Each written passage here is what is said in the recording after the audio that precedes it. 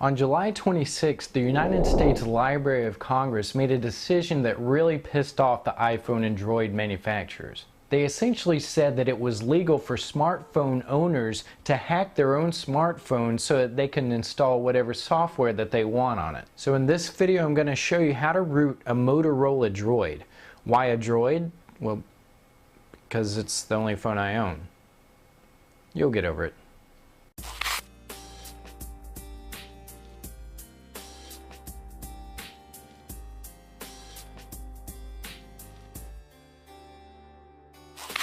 So what's the significance of rooting a phone? Well, it lets you have complete control over your phone, and it lets you install programs that your phone company and manufacturer generally won't allow. So with the rooted Droid, you can install your own themes, fonts, you can overclock it, and you can remove all the useless applications that phone companies put on there. Now before continuing, please note that this will void your phone's warranty. This worked for me, but that doesn't mean that it's going to work for you. So please continue at your own risk. That said, I'm going to be using a first generation Droid running Froyo 2.2, build number FRG22D. But this tutorial will work with anything prior to that as well. To find out what version you're running, turn on the Droid, click the menu button, and go to Settings, About Phone, and look at the Android version and the build number. Alright, you're going to need two files in order to complete this project. The first one is the Android SDK, which is the Android Developer Kit. The next thing that you need is the Droid to Root file, which contains BusyBox, our root image. Once you have these files downloaded to your desktop, extract both of them to your C drive. I'm using WinRAR to extract them, but you can use 7-zip or whatever archiving program you want. The file paths should end up being C:/droid to root and C:/android-SDK-Windows. Now you want to pull out your Droid and enable USB debugging by clicking on the menu button, going to Settings, Applications, Development, and Enable USB debugging.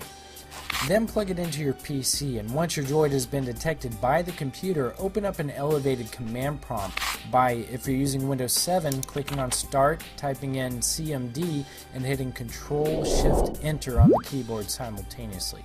If you're using Vista, just run it as an administrator, and if you're using Windows XP, don't worry about it.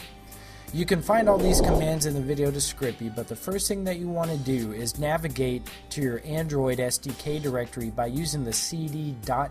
command to move up a folder, and then cd plus the folder's name to open up that folder.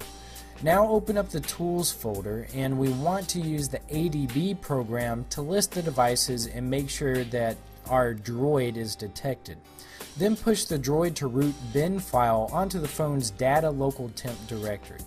Now connect to the phone itself and navigate to that same data local temp directory. Convert the bin file to an executable and execute it. Now wait a couple of minutes until you get your C: prompt back. When it's through, type in ADB devices and ADB shell again.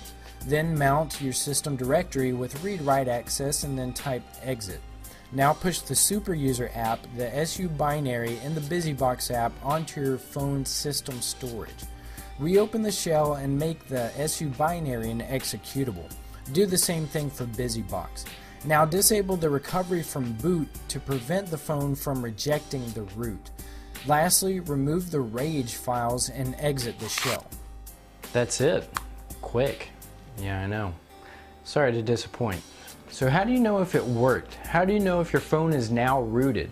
Well, after rebooting your phone, you can try to install one of these root-only applications from the app market. And if they install and they work, then you've done it. I've posted some cool tutorials in the video description showing what all you can do with a rooted phone.